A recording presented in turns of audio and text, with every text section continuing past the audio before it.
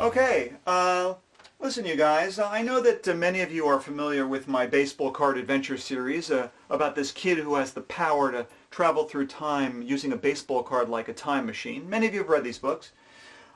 Some of you may know me because you've read My Weird School. It's about this school where all the grown-ups are crazy. Well, I didn't come to talk about My Weird School or the baseball card adventures today. Some of you may know me because you've read The Kid Who Ran for President or The Homework Machine or The $1 Million Shot. Well, I'm not going to talk about them either. No, today I want to talk about something different. Today I want to talk about my other series called The Genius Files. And I'd like to tell you how I wrote this series, and in telling you how I wrote them, I think I'll also be helping you with your writing too. So let's get started. First thing I had to think about when I was writing The Genius Files was that French word. You know that French word? Right.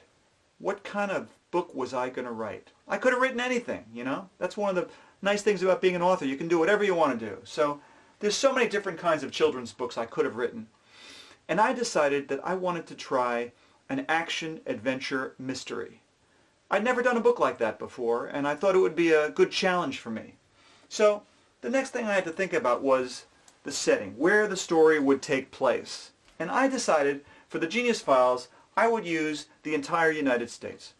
I would write a story about some kids on their summer vacation traveling cross-country with their parents. They live in California, they're heading to the East Coast. I thought that would make an interesting story.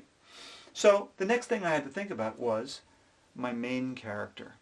And for this series, I decided to have two main characters, a boy and a girl, so that all of you would be able to enjoy it. And I decided, I like to give my characters distinctive names because, you know, I have a short attention span myself, and when I'm reading a book and there's lots of characters, I always get them confused.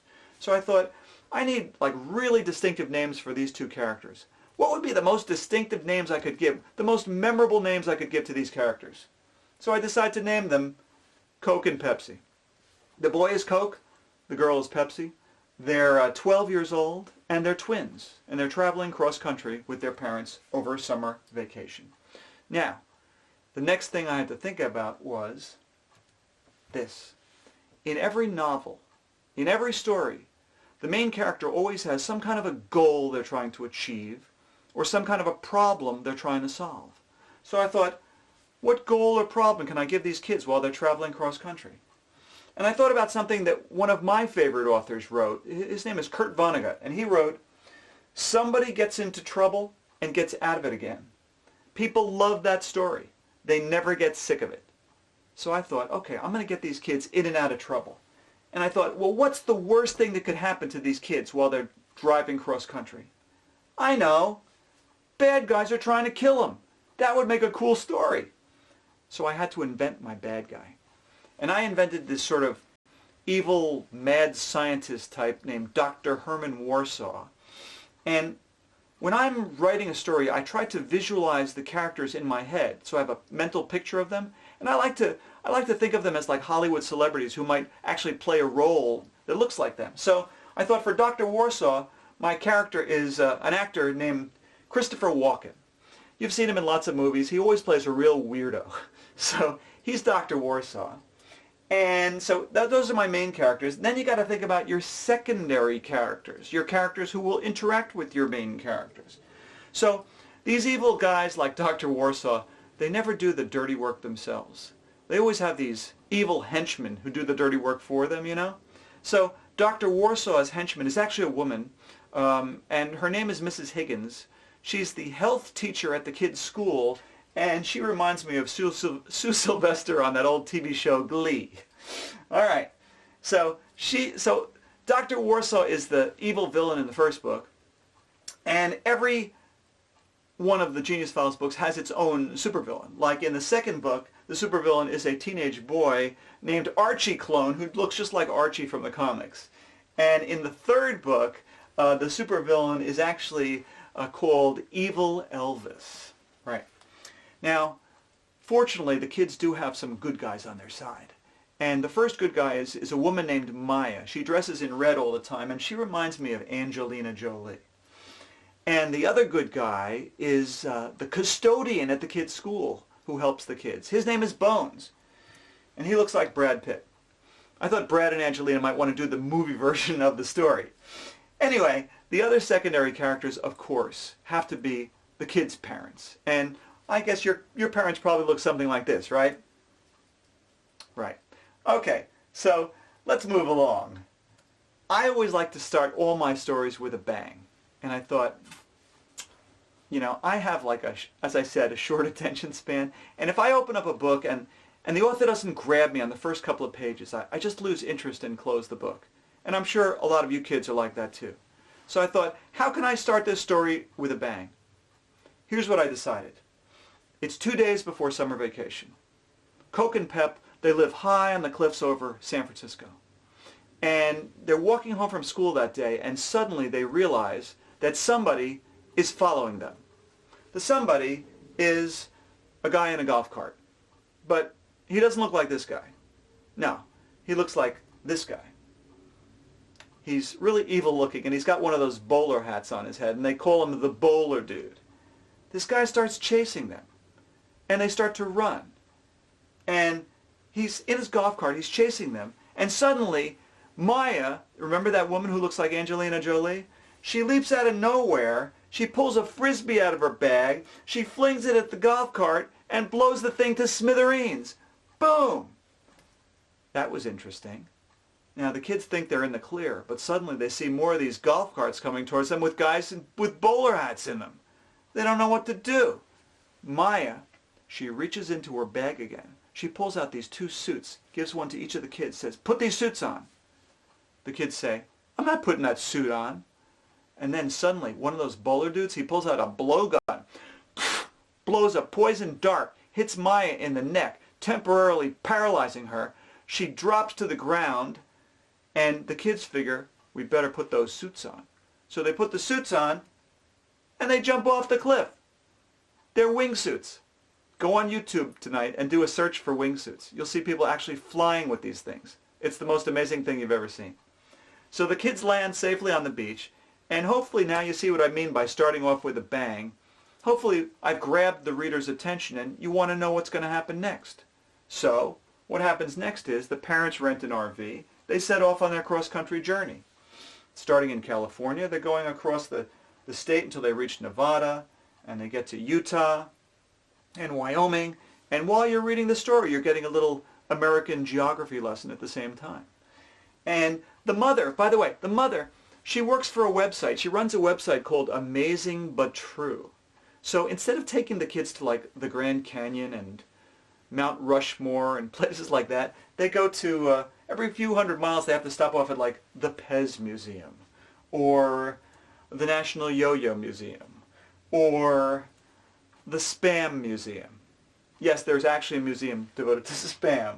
Or the largest ball of twine in the world. These are all real places. You can visit them if you wanted to. And in fact, I did visit some of these places while I was writing the series. I visited the House on the Rock in Wisconsin, which was really cool. I went to the Rock and Roll Hall of Fame in Cleveland, Ohio. I went to the Museum of American History in Washington, D.C. And I even went to the Golden Gate Bridge in San Francisco. Pretty cool picture, huh? All right, so all along the way, while Coke and Pep are traveling cross-country, I'm getting them into trouble and out of trouble. Because, as my favorite author, Kurt Vonnegut, wrote, he said, "No matter how sweet and innocent your leading characters, make awful things happen to them in order that the reader may see what they are made of." So I made this little list of some of the things that happen to the kids while they're traveling cross-country.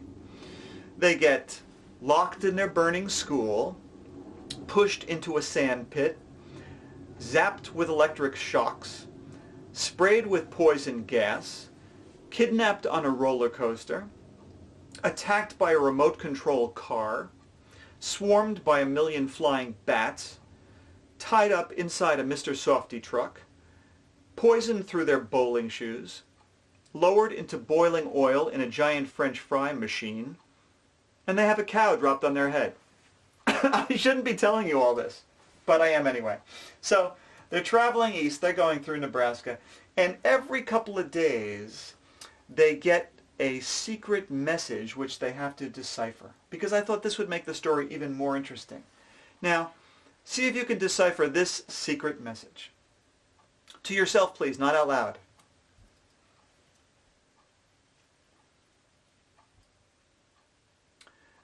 I think some of you are starting to perhaps read it backwards. And if you read it backwards, it says, I will meet you at the house on the rock.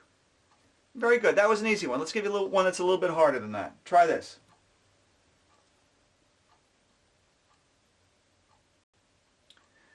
This is called a twisted path cipher. And if you look at the G on the bottom right and you follow it up, it reads, go into the meditation garden.